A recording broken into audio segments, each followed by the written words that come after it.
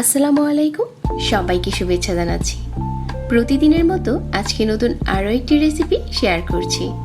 প্যানে তৈরি করছি সুপার সফট চকলেট আর ভ্যানিলা, এই দুটো ফ্লেভারে ভিন্নভাবে তৈরি করা একটা কেক, যেটা বানানো যাবে চুলাতে আর সেই সাথে খেতেও অনেক মজার আর দেখতেও সুন্দর।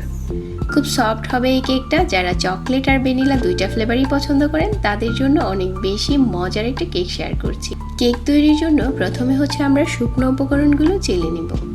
হাফ কাপ নিয়ে নিচ্ছি ময়দা, 1 টেবিল চামচ পাউডার মিল্ক, হাফ চা চামচ নিয়ে নিচ্ছি বেকিং পাউডার। তারপর এই শুকনো উপকরণগুলো চেলে একটা সাইডে রেখে দিচ্ছি। আজকে কেক তৈরিতে নিয়েছি 2টা ডিম। এখন ডিমগুলো ফাটিয়ে নিতে হবে। তো একটা বাটিতে ডিমগুলো ভেঙে নিয়েছি আর এখানে দিয়ে দিচ্ছি 1/3 কাপ চিনি, হাফ চা চামচ ভ্যানিলা এসেন্স। তারপর একটা ইলেকট্রিক বিটার দিয়ে বিট করতে হবে যতক্ষণ না এই ডিম চিনির মিশ্রণটা অনেকটা ফ্লাফি হয়ে যাচ্ছে। তবে অনেকের হাতের কাছেই ইলেকট্রিক বিটারটা থাকে না, ওই ক্ষেত্রে হ্যান্ড উইক্স দিয়ে করতে পারেন, সময় অনেক বেশি লাগবে আর বিট করতে করতে হাতটাও ব্যথা হয়ে যেতে পারে। তবে আমি বলবো আজকাল বাজারে কিন্তু 1000 টাকা থেকে শুরু করে ইলেকট্রিক বিটার কিনতে পাওয়া যায়, আপনারা আপনাদের সাধ্য মতো কিনে নিতে পারেন। তারপর এখানে 1/4 কাপ দিয়ে দিচ্ছি রান্নার রেগুলার তেল। তো ডিমের মিশ্রণটা এখন বিট করা হয়ে গেছে। এখন অল্প অল্প করে শুকনো উপকরণ চেলে মিশিয়ে নিতে হবে। শুকনো উপকরণগুলো একবারে দেওয়া যাবে না, অল্প অল্প করে দিতে হবে আর একটা পাশ থেকে ঘুরিয়ে ঘুরিয়ে মিশিয়ে নিতে হবে। তো আমার এখানে শুকনো উপকরণগুলো মেশানো হয়ে গেছে। তো আমাদের কেকের মিশ্রণ এখন রেডি হয়ে গেছে। আর আজকের কেকটা তৈরি করছি আমি প্যানে, আর আগে থেকে তেল ব্রাশ করে নিচ্ছি। তারপর কেকের মিশ্রণটা দিয়ে দিচ্ছি। আর আজকে কিন্তু আমি প্যানের মাঝে কোনো রকম বাটার পেপার বা কাগজ ব্যবহার করিনি, এমনিতেই কেকের মিশ্রণটা দিয়ে দিয়েছি।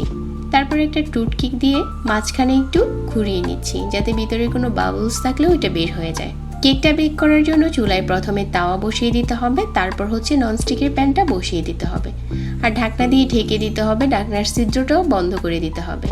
চুলার আঁচটাও আমি দেখিয়ে দিচ্ছি। ঠিক এই পর্যায়ে রেখে কেকটাকে বেক করতে হবে 20 থেকে 25 মিনিট। তো আমার এখানে 25 মিনিট হয়ে গেছে আর কেকটাও বেক করা হয়ে গেছে। এখন আমি উপর থেকে একটু চেক করে নিচ্ছি কেকটা ভিতর থেকে খুব ভালো করে কুক হয়েছে কিনা। কাঠিটা ক্লিন বের হয়েছে, তার মানে আমাদের কেকটা হয়ে গেছে। যেহেতু কেকটা আমি তাওয়া দিয়ে বেক করেছি, যার কারণে কেকের নিচের সাইডটাতেও খুব সুন্দর একটা কালার এসেছে। এখন আমরা এই কেকটাকে ঠান্ডা করে নিচ্ছি। আমি এখানে একটু গানাশ রেডি করে নিচ্ছি। নিয়ে নিচ্ছি ডার্ক চকলেট, তারপর গ্রেট করে নিচ্ছি। আর 1/4 কাপ দিয়ে দিচ্ছি হুইপ ক্রিম, 10 গ্রামের মতো দিয়েছি বাটার। তারপর গরম পানির ভাপে রেখে চকলেট গানাশটা তৈরি করে নিয়েছি।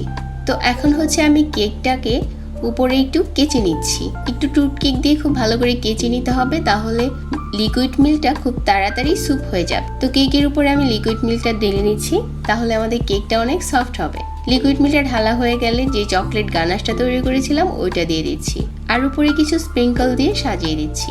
এখন কেকটা কেটে শেয়ার করার পালা, যেটা কতটা সফট হয়েছে। যারা ভ্যানিলা আর চকলেট এই দুইটা ফ্লেভার পছন্দ করেন, আমি আশা করছি আজকের রেসিপি তাদের কাছে ভালো লাগবে। সবাইকে আবারও ধন্যবাদ জানাচ্ছি আর সেই সাথে বিদায় নিচ্ছি। আল্লাহ হাফিজ।